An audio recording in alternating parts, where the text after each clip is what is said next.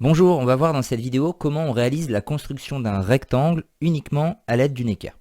Alors, ici on va chercher à construire un rectangle qu'on appelle LOU, tel que LO égale 8 cm et la longueur LP égale 5 cm.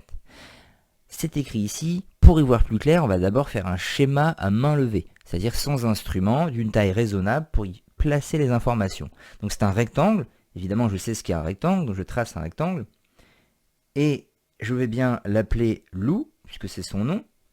Alors, je vois que LO est la plus grande des deux longueurs, donc je vais mettre L ici, O ici, même s'il n'y a pas d'ordre. Et s'il s'appelle Lou, on doit vraiment, dans le sens de lecture, retrouver la lettre L, puis la lettre O, puis la lettre U, puis la lettre P, en faisant une boucle. Donc là, j'ai L, j'ai O, je vais être obligé de mettre le U ici, et le P ici, du coup. C'est un rectangle, ça signifie qu'il possède 4 angles droits, d'où l'intérêt de l'équerre, et en même temps, les côtés opposés, ils sont de même longueur. Donc là, on a les longueurs et on a là les largeurs de notre rectangle. Enfin, on va placer les informations chiffrées. On sait que la longueur LO, elle mesure 8 cm, donc PU également. Et on sait que la longueur LP mesure 5 cm. Cette longueur-là mesure 5 cm, donc la longueur OU également. On trace en commençant par ce qu'on veut, LO ou LP, autant commencer par le plus grand. Alors, je vais prendre mon équerre, qui va ici me servir pour le moment uniquement de règle, et donc je trace un segment de longueur 8 cm. Alors, je vous rappelle que des constructions se font normalement au crayon de bois, mais moi c'est par souci pour que vous visualisiez bien les tracés, je le fais au stylo. Mais normalement, je redis, c'est au crayon de bois. Donc voilà. Je mets bien les petites butées, histoire de bien marquer le début et la fin de mon segment. Je peux déjà placer la lettre L et la lettre O. Je ne suis pas obligé d'attendre la fin de la construction. Je suis sûr de ne pas les oublier ainsi.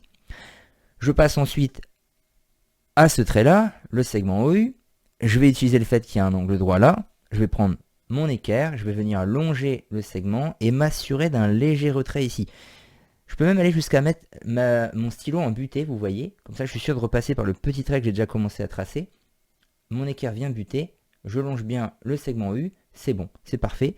Alors là, je vais tracer plus que nécessaire et je vais venir mesurer après coup.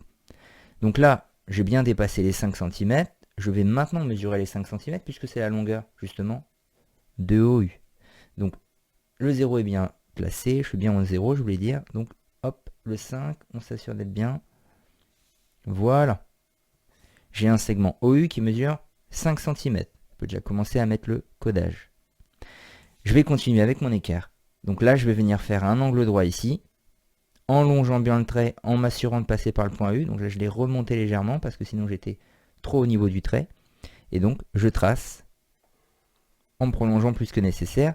Là, je m'arrête, je ne vais pas jusqu'au bout si mon équerre est abîmé. Des fois, c'est le cas.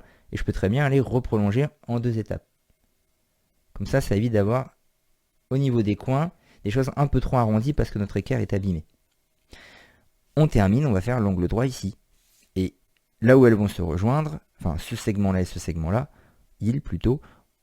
on aura aussi normalement, si on ne s'est pas trompé, un angle droit. Donc là, je m'applique à bien longer le trait, un léger retrait ici pour pouvoir passer par ma marque. Et voilà, je peux vérifier. On peut avoir une légère imprécision, c'est possible, mais normalement, on a bien un angle droit. Vous voyez que c'est le cas.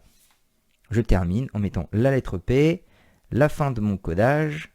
Je peux même repréciser que cela faisait 8 cm et ceci 5 cm. On met un angle droit, ça suffit, parce que si on a marqué les longueurs, forcément ici, ici et ici, il y a aussi un angle droit. Voilà.